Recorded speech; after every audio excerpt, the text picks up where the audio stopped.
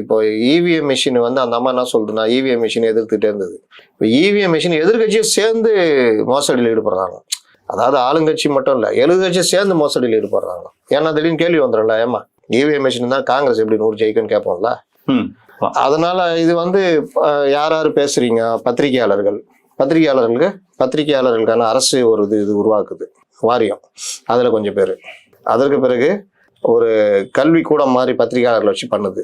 அதுல ஆங்கில பத்திரிகையில கொஞ்சம் அப்படி இப்படி இருக்காங்களே, அதுல ஒருத்தர் நிலைய வித்வான்ல மூத்த வித்வானாவே மாறிட்டா. 2 பேரு அதுல போட்டி. ஒருத்தர் ஏற்கனவே கெஸ் பண்ணிருக்கீங்க, நக்கீரன் கோபால், அவர் மூத்த வித்வான் அந்த காலத்துல இருந்த. இப்ப லேட்டஸ்டா என் ராமு, அவர் வந்து இப்ப இளைய வித்வான் ஆனால் சீனியர். இப்ப இவர்கள் வேலை என்னன்னா என்ன செஞ்சாலும் இதுக்கு முட்டு கொடுக்கறது பண்றது எல்லாம். அவர் ரொம்ப அதாவது ஒரு ஆர்ப்பாட்டத்துல கலந்துக்கிறாரு, அந்த ஆர்ப்பாட்டத்துக்கு தலைப்புக்கும் இவர் கலந்துக்கிறதுக்கு சம்மந்தமே இல்லை, ஆனா போய் கலந்துக்கிட்டு அவர் இது பண்றாரு. எவ்வளவு பெரிய ஆளு, போஃபோர்ஸ் கொண்டு வந்தவர்.